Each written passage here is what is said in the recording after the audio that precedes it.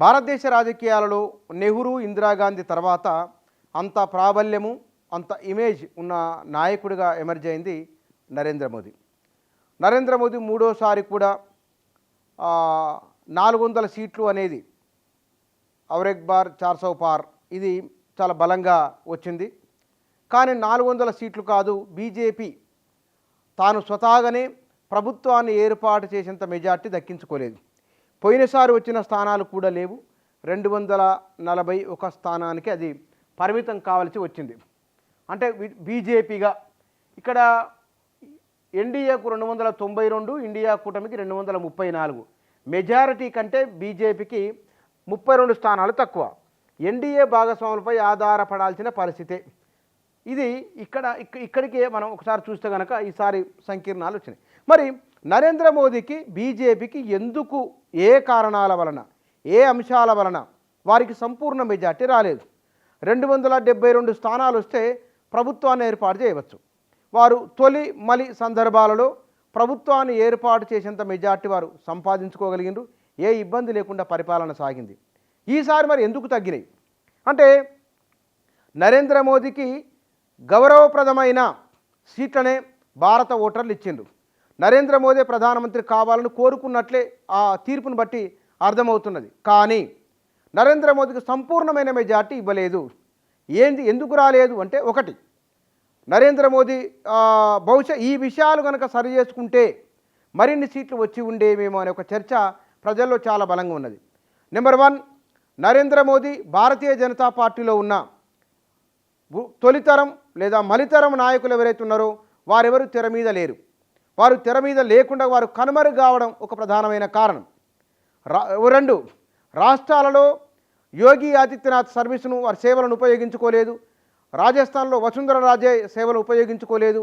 వారు స్టార్ క్యాంపెయినర్లుగా లేకుండా వెళ్ళిపోవడం, ఆ 2 రాష్ట్రాల్లో కూడా బీజేపీకి సరైన ప్రాతినిధ్యం లేకుండా పోయింది. ఇది 2వ కారణం. 3వ కారణం, భారతీయ జనతా పార్టీ రైతుల విషయంలోనూ, ప్రధానంగా ఉత్తరాదిన ఉన్న రైతుల విషయంలో అది సరిగా అడ్రస్ చేయలేకపోయింది. మద్దతు ధర విషయంలోనూ, రైతులకు తెచ్చిన 3 చట్టాల విషయంలోనూ ఉత్తరాది వ్యవసాయ రంగాన్ని, రైతుల అభిమానాన్ని చూరగొనలేదు. పైగా వ్యతిరేక భావాన్ని మూటగట్టుకున్నది. నరేంద్ర మోదీ క్షమాపణ చెప్పినా సరే, ఇది పొరపాటు జరిగింది అనుకున్నా సరే, ఆయన ఎన్ని చెప్పినా సరే, రైతుల, కూలీల, సాధారణ ప్రజల హృదయము బీజేపీ వైపు మొగ్గు చూపలేదు. ఇక 4వది, రిజర్వేషన్ల రద్దు చేస్తారు అనే ప్రచారాన్ని, రాజ్యాంగాన్ని మారుస్తామని బీజేపీ నాయకులు పదే వస్తున్న మాటలను, ఇవన్నీ కూడా బీజేపీ పైన, నరేంద్ర మోదీ, అమిత్ షా ద్వయం పైన నెగిటివ్ ప్రభావాన్ని చూపించినాయి. నిజంగానే వీరికి సంపూర్ణ మెజార్టీ వస్తే దేశం ఎటువైపు వెళ్ళబోతున్నది, వీరు ఇష్టానుసారంగా వ్యవహరిస్తారా ఏమిటి అనే భయము మధ్యతరగతిలోనూ, ఎగువ మధ్యతరగతిలోనూ చాలా బలంగా కనబడింది. ఈ కారణం ఉంది. 5వది, వీరు 10 సంవత్సరాల కాలంలో 10కి పైగా రాష్ట్ర ప్రభుత్వాలలో మార్పులు చేశారనే విమర్శ, ఆరోపణ విపక్షాల నుంచి బలంగా వచ్చింది. ఇందులో ప్రధానంగా కనబడింది మనకు మహారాష్ట్రలో ఒక పాపులర్ గవర్నమెంట్ ఉన్నది. ఉద్ధవ్ ఠాక్రేను కాదని ఏక్నాథ్ షిందే రూపంలో ప్రభుత్వాన్ని ఏర్పాటు చేయడం, శివసేనను చీల్చడం, శరద్ పవార్ ఎన్సీపీని చీల్చడం, వెస్ట్ బెంగాల్లో మమతా బెనర్జీ పైన రివెంజ్ రాజకీయాలకు పాల్పడడం, మహువా మొయిత్రు లాంటి వారిపైన చర్యలు తీసుకోవడం, ఇవన్నీ కూడా ఏకపక్షంగా జరుగుతున్నాయనే బలమైన భావన ప్రజల్లో వచ్చింది. ఇట్లా చేస్తున్నారేమిటి, సంపూర్ణమైన మెజార్టీ ఇస్తే ప్రజలు ఓట్లేసి గెలిపించిన ప్రభుత్వాలను పడగొట్టడం ఏమిటి, వారికి అనుకూలంగా మలుచుకోవడం ఏమిటనే అంశం కూడా ప్రజల్లోకి బలంగా వెళ్ళింది. దాన్ని కౌంటర్ చేయలేకపోయినరు బీజేపీ నాయకులు. ఈ వ్యతిరేకత మౌనంగా ఉన్నది. ఈ మౌనంగా ఉన్నది తమకు అనుకూలం అనుకున్నది తప్ప వ్యతిరేకమైన విషయాన్ని వారు గుర్తించలేకపోవడము. అందుకే వెస్ట్ బెంగాల్లో అత్యధిక స్థానాలు మమతా బెనర్జీ గెలుచుకున్నది. మహారాష్ట్రలో అత్యధిక స్థానాలు ఇండియా కూటమి గెలుచుకున్నది. ఎన్డీఏ కూటమి బోల్తా పడింది. ఏక్నాథ్ షిందేను నమ్మిన కారణంగా, అజిత్ పవార్ నమ్మిన కారణంగా, అన్నిటికంటే కూడా ఆ రాష్ట్ర పార్టీలను చీల్చిన కారణంగా అక్కడ వారు సీట్లను కోల్పోయినరు. ప్రజల్లో నమ్మకాన్ని, ప్రజా మద్దతును కోల్పోయినరు. జార్ఖండ్ ముఖ్యమంత్రిని అరెస్ట్ చేయడం వల్ల పూర్వం వచ్చిన సీట్లు కూడా బీజేపీ అక్కడ కోల్పోయిందనే అభిప్రాయం ఉన్నది. మరొక అంశం, అన్నామలై లాంటి వారు ఏదో ప్రపంచం సృష్టించబోతున్నారని, నరేంద్ర మోదీకి ప్రాబల్యం పెరుగుతున్నదని, ఈసారి 300, 400 వస్తాయని సోషల్ మీడియా ప్రచారాన్ని నమ్మి వాస్తవాలను గుర్తించలేకపోవడం అనేది ఆరో అంశంగా ఉన్నది. వీటితో పాటుగా నార్త్ ఈస్ట్లో జరిగిన ఒక మహిళను వారు వివస్త్రం చేసి తిప్పుతున్నప్పుడు కనీసం అటువైపు వారు మాట్లాడి ఉన్నా, దాన్ని ఖండించి ఉన్నా, చర్యలు తీసుకున్న భారతదేశ ప్రజల ఆలోచన మరో రకంగా ఉండేది. చాలామంది అది ఆవేదన కలిగించిన అంశంగా మిగిలింది. కనీసం మోడీ మాట్లాడింటే బాగుండేది కదా, అక్కడికి వెళ్ళింటే బాగుండేది కదా అనే బలమైన అభిప్రాయం వచ్చింది. చాలామంది మౌనంగా ఉన్నారు, ఏమీ అనలేదు. కానీ ఓటు రూపంలో తీర్పిచ్చిండ్రు. అక్కడ ఈశాన్య రాష్ట్రాలలో ఆ మేరకు రిజల్ట్ కనబడింది. మొత్తం దేశం పైన కూడా ఈ విషయంలో మీరు ఇట్లా ఉన్నారేమిటనే ఆవేదన, ఎందుకంటే ఆ ఘటన మాత్రం భారతదేశ సమాజాన్ని నిజంగానే ఆలోచింపచేసిన ఘటనగా ఉన్నది. ఆ విషయాన్ని వారు పునరాలోచన చేసి ఉన్నా, దానిపైన నరేంద్ర మోదీ స్పందించి ఉన్నా బాగుండేదేమోననే అభిప్రాయం చాలామందిలో ఉన్నది. తర్వాత రెజ్లర్ల విషయంలో కూడా 8వ అంశం, రెజ్లర్ల విషయంలో కూడా నరేంద్ర మోదీ ఆయన బ్రిజ్భూషణ్ పైన చర్యలు తీసుకొని ఉన్నా బాగుండేది. మౌనంగా ఉండడము లేదా వెనుకేసుకొని రావడం వలన అది భారతీయ జనతా పార్టీకి ఉత్తరాదిన నష్టాన్ని కష్టాన్ని కలిగించింది.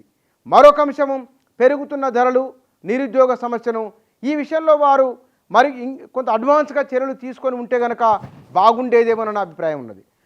9వ అంశము ఎవరైనా సరే ఈడీలు సిబిఐ అనే విషయంలో బీజేపీలో జాయిన్ అయిన తర్వాత వారిపైన ఏ కేసులు ఉండవు, విపక్షాల్లో ఉంటే కనుక వారిపైన కేసులు నమోదవుతాయనే ప్రచారం కూడా బలంగా వెళ్ళిపోయింది.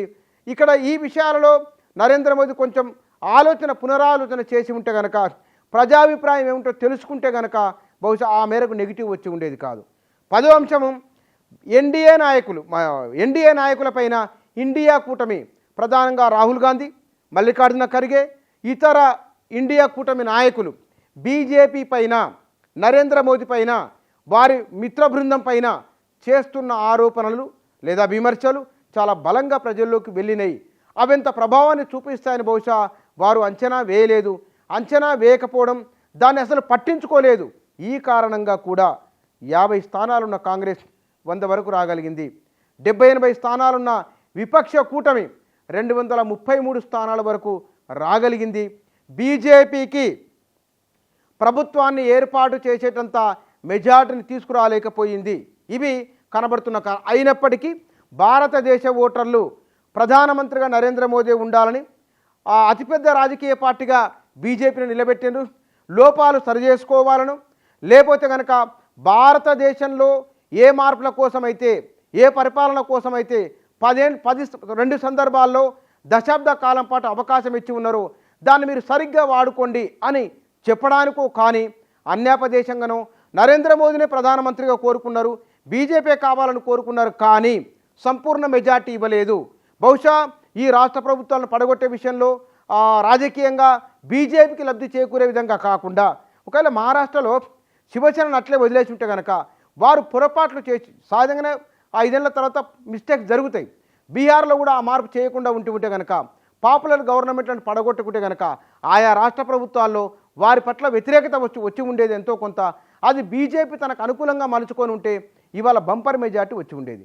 అది ఇట్లా కొన్ని విషయాలలో బీజేపీకి అనుకూలంగా లేదా తమకు తోచిన విధంగా చేయకుండా ఉంటే కనుక కొంత కాలానికి అనుకూలంగా వదిలేసి ఉంటే కనుక ఇవాళ వారికి అనుకూలమైన ఫలితాలు వచ్చి ఉండేవేమోనని రాజకీయ పండితులు, ఈ దేశంలో ఉన్న ఇంగ్లీషు, తెలుగు ప్రాంతీయ భాషల్లో వచ్చిన మీడియా కథనాల సారాంశం ఇది.